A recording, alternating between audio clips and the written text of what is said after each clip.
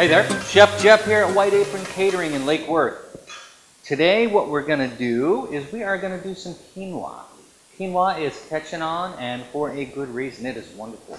It's one of the ancient grains. It's actually a seed, but it's one of the ancient grains. It's been around for a long time. The beautiful part about this grain is that it's a complete protein complement. You know, so you're good to go with this. It's great. It's also gluten-free, if that's helpful to anyone out there.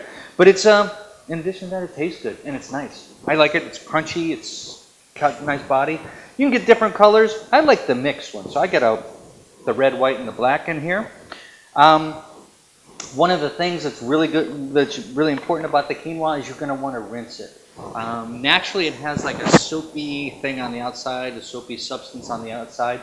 But a quick rinse off will get that done. A lot of the stuff that you're going to buy in the grocery stores and stuff nowadays are already pre-rinsed, but it's certainly not going to hurt it.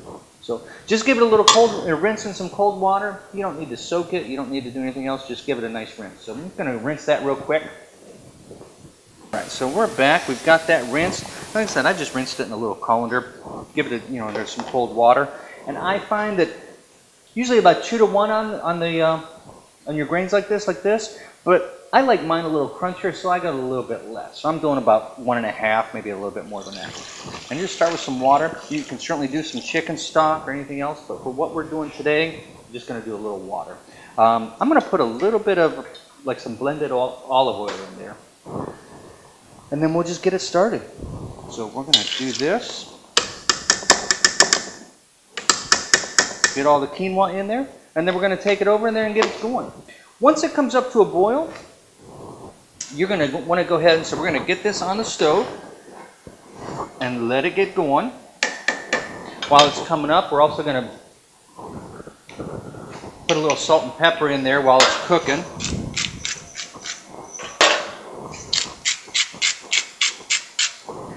And then we're going to let that come up, and as soon as it starts coming up, we're going to turn it down to a simmer, and it's going to take about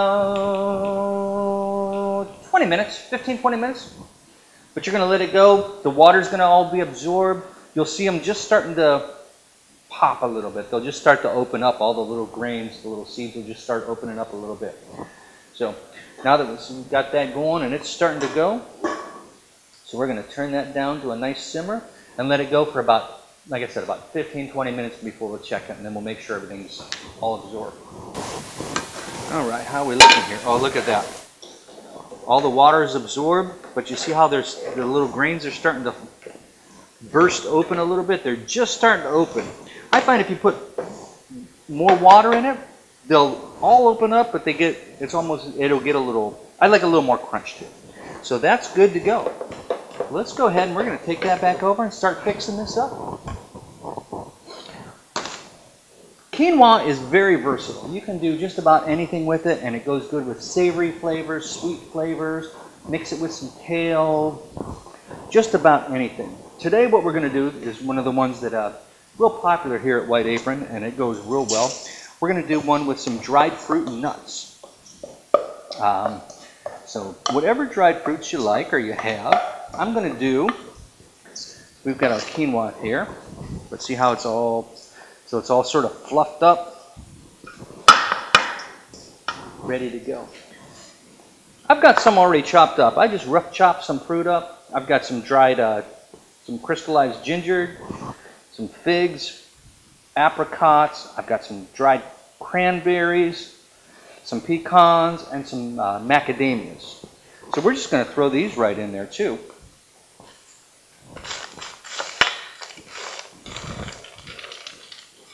Throw all those in there. We're going to mix those up. Could you put anything else in there? If you like apples, put the apples. Cherries. Like I said, your combinations with the quinoa are just about endless. I think since we're staying with a nice fruit, I've got a little mint that I pulled out of our herb garden out front, and a little cilantro. We're going to do a little bit of both of those and give that a nice little mix. And then add a little more sweetness to it. I've got a white balsamic reduction, like a balsamic glaze. You're going to be able to find these in there too, or you can just get some white, get the white balsamic and you just reduce it down to where it's a little thick. But I find I like this. It gives it a real nice flavor. It's a little tart, a little sweet, with just a little bit of that. And then I got my blended oil again. It's like a 75 canola, 25 extra virgin olive oil. Gives it a little flavor without it being too strong on the olive oil. And then we'll do a little more salt and pepper. We'll mix that up. And I think we have a beautiful quinoa pilaf salad. I said this is one of those ones, this goes really well and people seem to really enjoy this one. I know that I love it. So go ahead and see how it looks when we got it dressed out.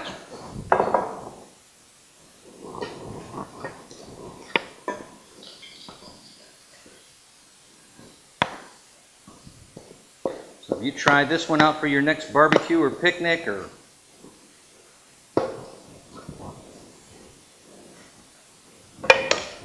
got a quinoa and dried fruit salad. That's the way we do it here at White Apron Catering. Thanks for watching. Again, this is Chef Jeff. Go ahead and like, subscribe, check it out. Let me know what you think. Thank you. Enjoy.